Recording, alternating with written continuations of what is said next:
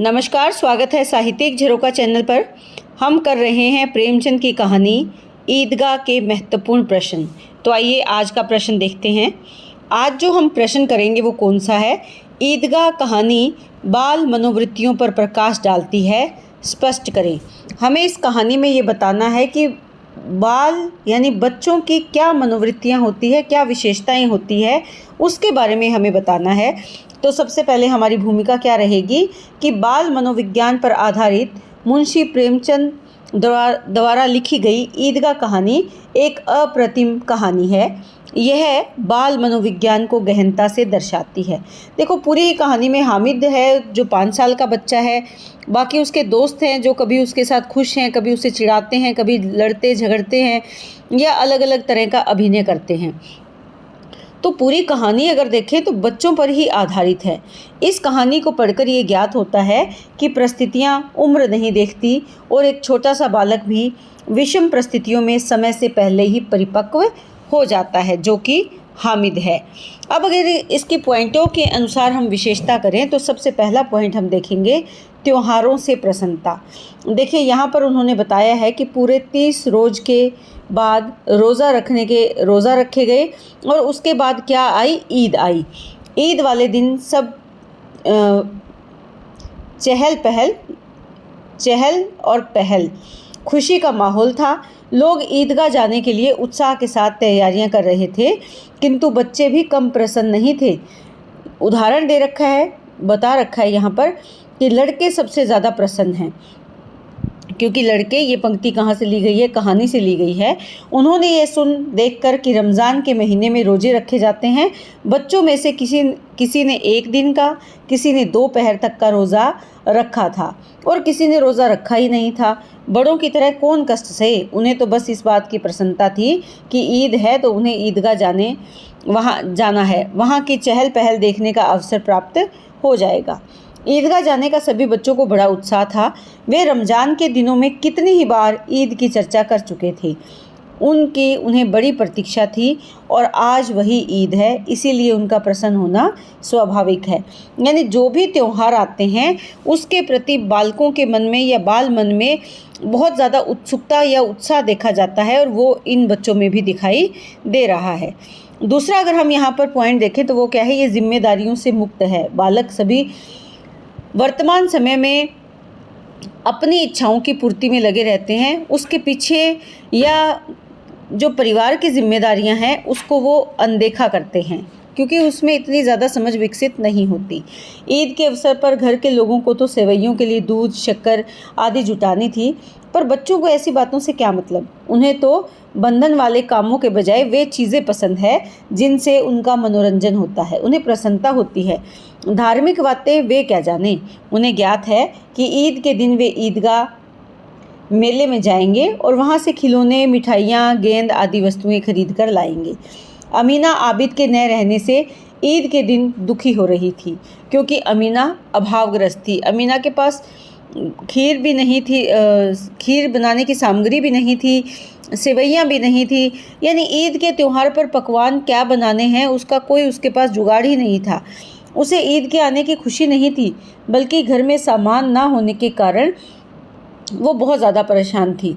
किंतु हामिद की अगर बात करें तो हामिद बालक को उसका कोई अनुमान ही नहीं था। ईद के त्यौहार पर अमीना 8 पैसे में से 3 पैसे हामिद को देकर 5 पैसे में से कैसे सवैयाँ आदि की व्यवस्था करेगी, हामिद को इस बात का कुछ पता नहीं था। हामिद को बिना बाप के मेले में जाने देने के बारे में भी अमीना कितनी ही चिंता कर रही थी, वो उसके बारे में भी अनजान था। उसे इसकी चिंता करने की क्या आवश्यकता थी? उसमें तो मेले में जाने का उत्साह था बस। यानी हामिद को चिंता करने की कोई ज़रूरत नहीं थी, वो कर भी नहीं रहा था, क्योंकि उसके मन में क्या था? सिर्फ मेला ही उसके मन में उत्सुकता का केंद्र था और वो मेले में जाना चाहता था। अगला अगर हम इसका बिंदु देखें तो वो क्या है? बच्चों की कल्पना। देखिए, बच्चों को एक जैसे राई का पहाड़ बनाना, एक छोटी सी बात कह दी जाती है, बच्चे उसके बारे में ना जाने कितनी ही कल्पना कर लेते हैं। इस कहानी में भी हमने देखा कि जो बालक है, खासकर हामिद, वो भी कल्पना लोक में विचरण करता है। बच्चे जब उमंग में होते हैं तो बड़ी बड़ी कल्पनाएं करते हैं, वे इसमें कंजूसी नहीं करते। हामिद के माँ बाप दोनों मर चुके थे। बूढ़ी दादी अमीना ही उसका पालन पोषण करती थी।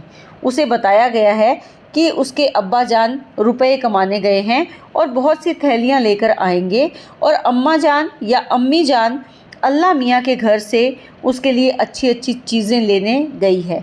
बस बच्चा हामिद रुपयों और चीज़ों के लाए जाने की बात से ही खुश रहता है। यानी वो कल्पना करता है कि मेरे माँ या अम्मी जान या और मेरे अब्बा यानी पिता आएंगे तो ना जाने मेरे लिए कितना ही सामान वो लेकर आएंगे। उसी कल्पना से वो प्रसन्न रहता है।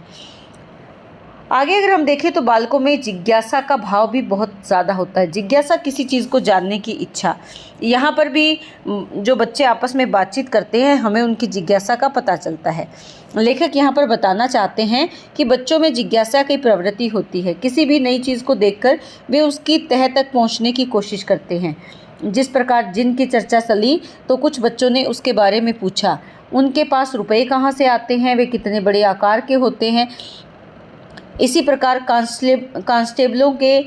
कांस्टेबलों के बारे में भी जिज्ञासा व्यक्त की गई। यदि वे रुपए इच्छा अनुसार कमा सकते हैं, चोरी करवाते हैं तो क्या उन्हें कोई पकड़ता नहीं।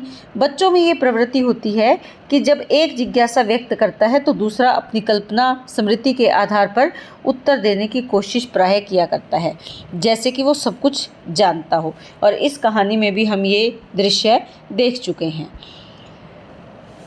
विनोदी स्वभाव। देखिए बच्चे आपस में हंसी मजाक वाला स्वभाव होता है। इस कहानी में भी कई बार बच्चे जो आपस में अपने साथियों को चिढ़ाते हैं, उल्लू भी बनाते हैं उन्हें, जिससे कि वो अपना मनोरंजन करते हैं यानी विनोद व्यक्त करते हैं। यहाँ पर हामिद 3 ही पैसे पास होने से अन्य बच्चों की भांति वो खिलौने और खाने की चीज़ें नहीं ले रहा था। मोहसिन ने रेवड़ियाँ खरीदी थी। उसने एक बार हामिद से कहा कि ले रेवड़ी ले जा। उसने हामिद की ओर रेवड़ी बढ़ाई और जो ही हामिद ने लेने को हाथ बढ़ाया, मोहसिन ने रेवड़ी अपने ही मुंह में रख ली। इस पर महमूद, नूरे और सम्मी सभी तालियां बजाकर हंसने लगे। तो इससे हमें क्या पता चलता है कि जो बालक हैं वो विनोदी स्वभाव के होते हैं। स्वाभिमान। देखिए बच्चे चाहे वो कितने ही बालमन के क्यों ना हो, बच्चे बाल प्रवृत्ति के क्यों ना हो, लेकिन उनका जो स्वभाव है उसमें स्वाभिमान भी देखा जाता है या स्वाभिमानी होते हैं बालक।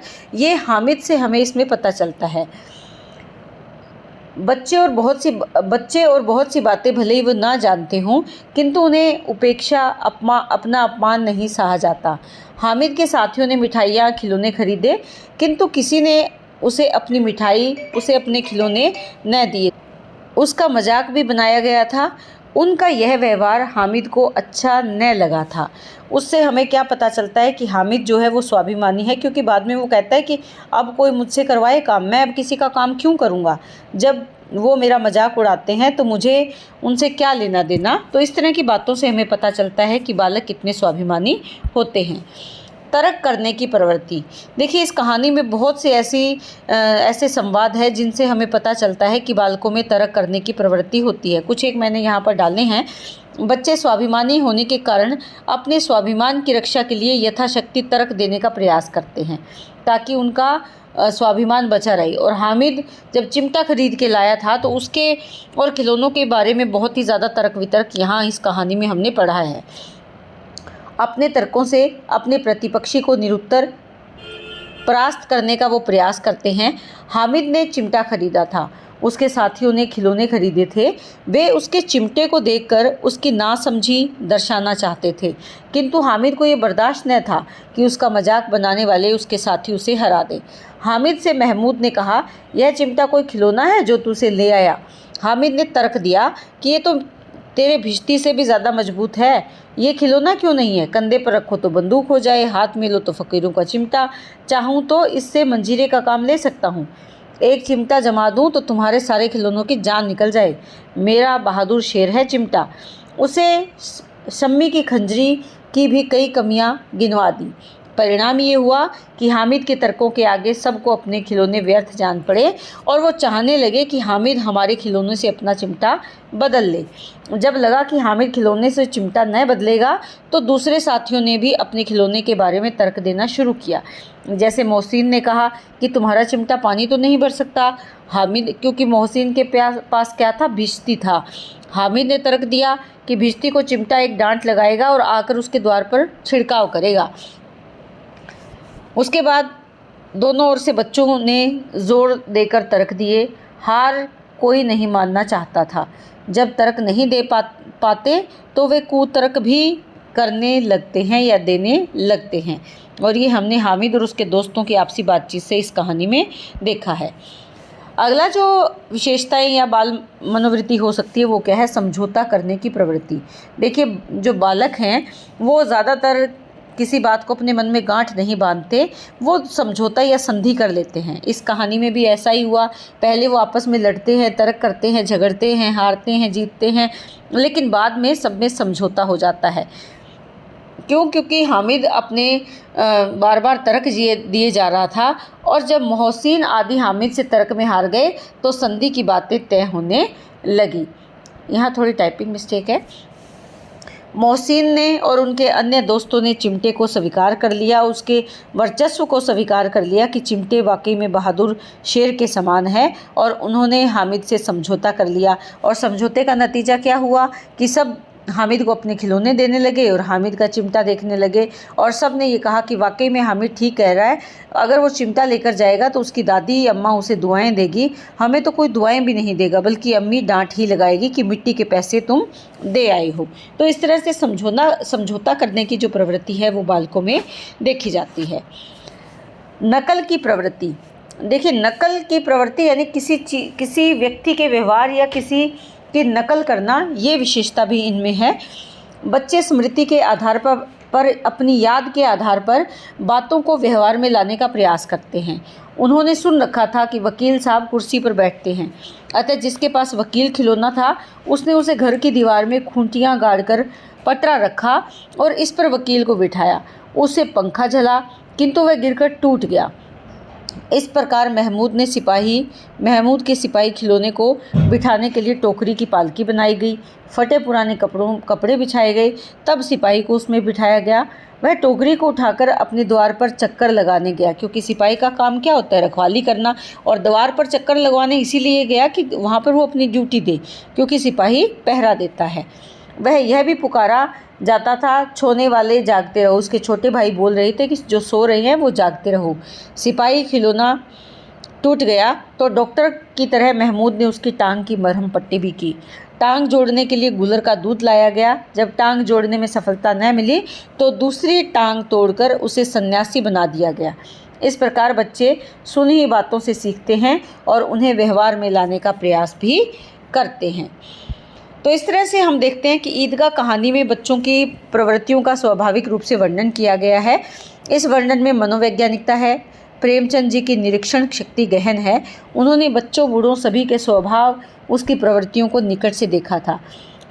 उनमें सूझबूझ और कल्पना शक्ति थी, प्रतिभा थी, और तभी तो वे ईदगाह कहानी में बच्चों की स्वाभाविक प्रवृत्तियों का यथार्थ चित्रण कर पाए हैं। तो इस तरह से हम इसे एक सफल कहानी कह सकते हैं, जिसमें बाल मनोविज्ञान के आधार पर बाल मनोवृत्तियों का बहुत ही सुंदर तरीके से चित्रण किया गया है। तो उम्मीद करती हूँ कि ये कहानी आपको बहुत अच्छे से समझ में आई होगी। इसी तरह चैनल से जुड़े रहें, लाइक करें, शेयर करें, सब्सक्राइब करें।